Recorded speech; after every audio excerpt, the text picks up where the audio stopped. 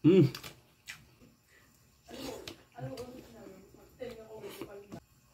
Ang anghang. So ayun guys, yan for food trip na tayo. Meron tayong tortang tailong. Tapos suka na may toyo, sili. Wala kasi akong ano guys, kalamansi. Kanin, sa 1 cup rice. So before we start, pray muna tayo.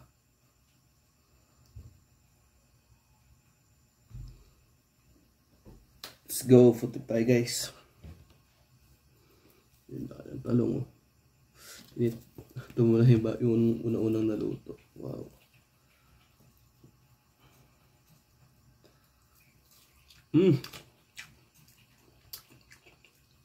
Hop.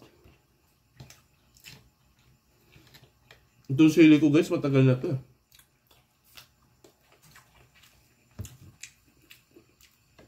Maganda na yung rep, merong eco-friendly bottle. Ewan ko. Hop. Mas kumain ng ano. Totong talong.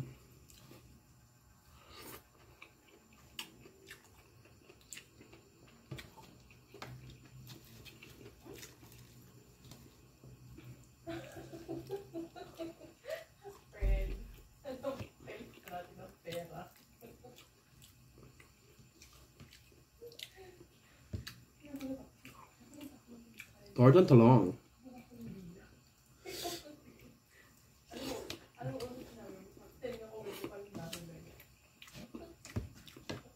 Tomorrow, gulay ulit.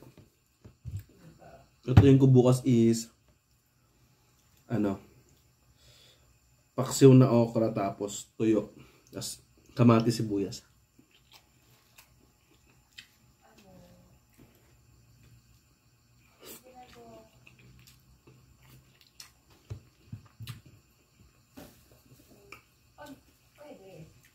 Malang bilihin guys. Taas.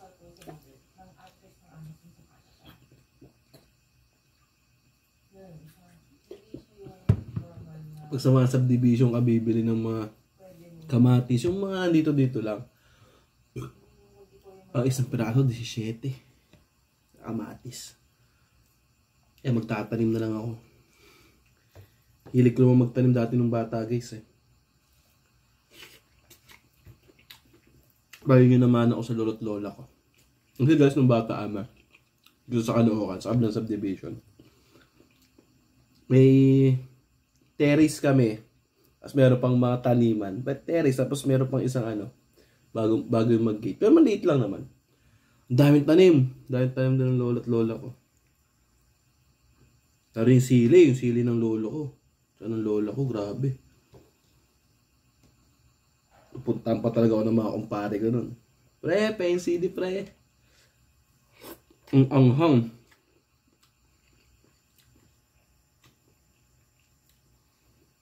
May mga rose, pagita, orchids. Meron kaming apatot, puno ng alagaw. Pero nung bata kami guys, mas marami. May puno kami ng kamyas. 2 atos, 2 papaya. So may alagaw basta.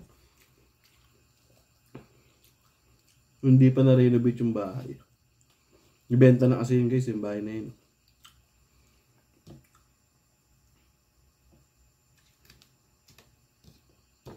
Doon kami lahat nakatira. Naipundar, alam ko ng ano yun eh, ng lolo't lola ko. Sa ibenta kasi, hindi na natuloy-tuloy yung bayad sa bangko. So, konti na lang yung nakakuha yata, napagbilan. Tapos dinagdagan na lang ng tito ko, kapatid ng father ko. Siya anong wife niya ni Tita Weng. Parang nag-loan ata sila. Tapos bumili ng lupa dito sa ano, sa kabilang subdivision, sa Palmera. Mataas na rin lupa dyan. Pero di magkano kataas kasi di pool pa yung tubig doon. Malaki kasi yung Palmera guys eh.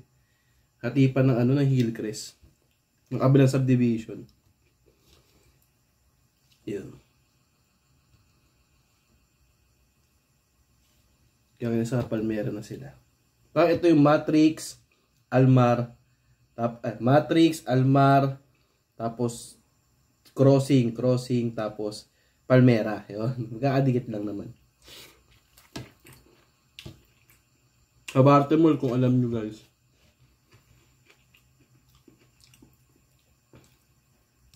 init.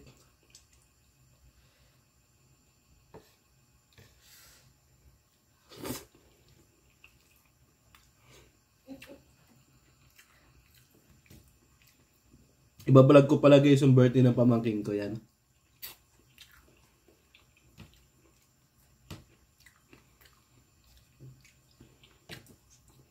Hintayin nyo yan. May meet nyo nga aking whole family.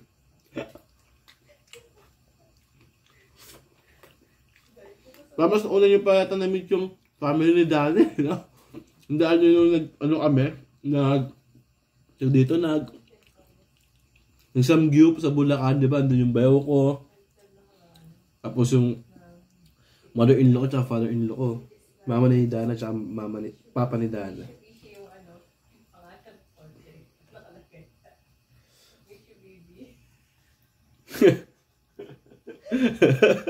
Tawa ako doon ah.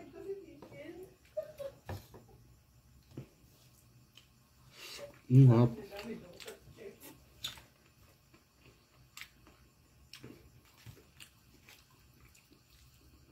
Meet nyo rin yung father ko guys. Nagpa-vlog din yun. Mas nauna mag-vlog sa akin yun. Kaso hindi siya madalas mag-upload. Pero nasa kulang-kulang 1K subscriber na rin siya. 800 ata.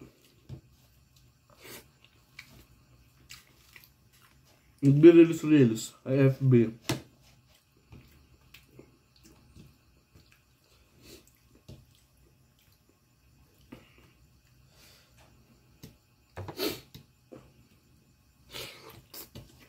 Well,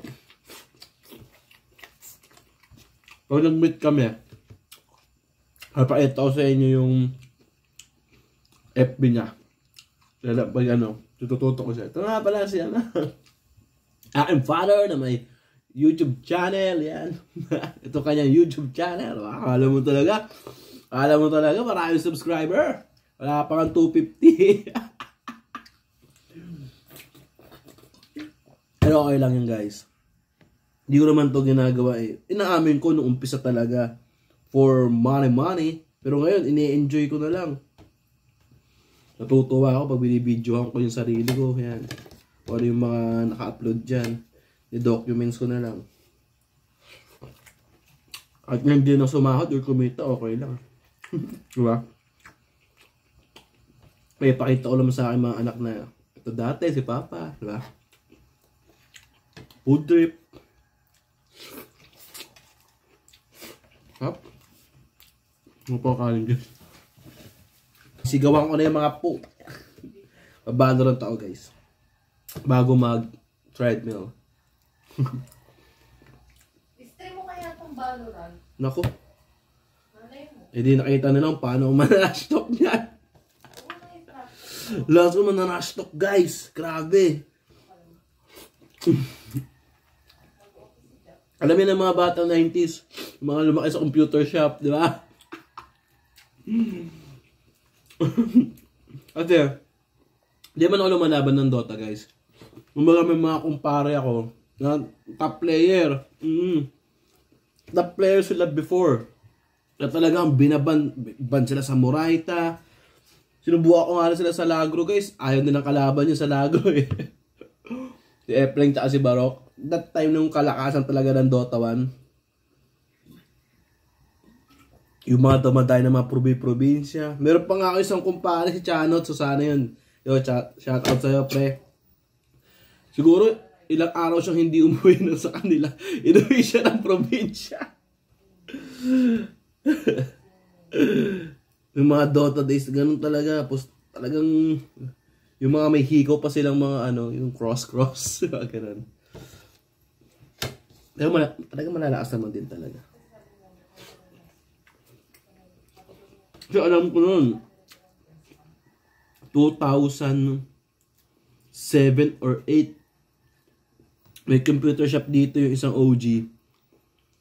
Yan, si Don, si OG Utak. Tambay kami doon, lahat kami, tambay kami doon. May mga dumadayo na, pero bata pa sila Barok noon, Pero si parang Epling, kasi kabatch ko yun eh. So, kung 2007 is 16 ako, 16 na rin siya ganun. Kalakasan nila mag-Dota.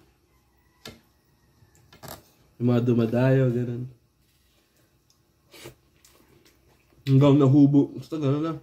Kasi, tandaan ko hanggang 2015 eh. 2015. Talagang patok pa rin sila sa Dota eh.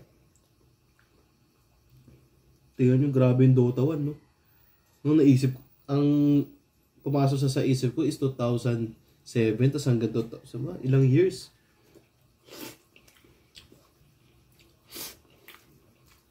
Ako nag-Dota rin, pero wala, hindi yung talagang ano. Laro-laro na. Trip-trip.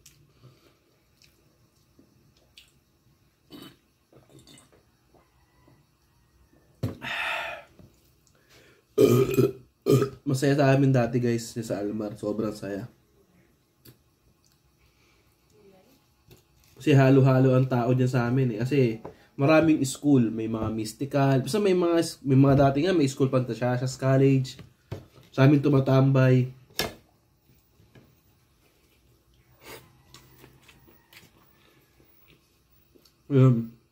Sobrang saya.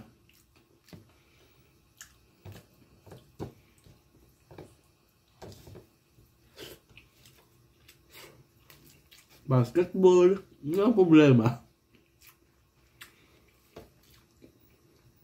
Ngayon, dahil mo iisipin ngayon, guys. Dami. Ay, malalampasan din naman lahat to. Lahat naman ng problema, guys, na pagdadaanan lang. Umabot tayo sa problema, Dota lang usapan.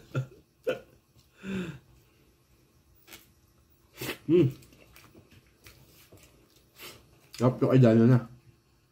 Kasi may hipon naman siya. Pwede mo siya mag-rise ngayon, guys, kasi Jetta siya. Ito pa, kat na white t-shirt ako, guys. Medyo pumeta, no? Fasting. Fasting lang ang sagot. Pero rice pa rin. Gulay. Sabi nga ng mga doktor, mas okay pa nga raw yung mga fats ng mga yempo, ganun. Kesa sa rice, eh. Siya ka na. Mahal pa yung mga ganun. So, ayun guys, maraming salamat sa pagsama sa akin yan. Dating gawin, pa-like and share ng aking videos, and then don't forget to subscribe to my channel. Peace out. Brr!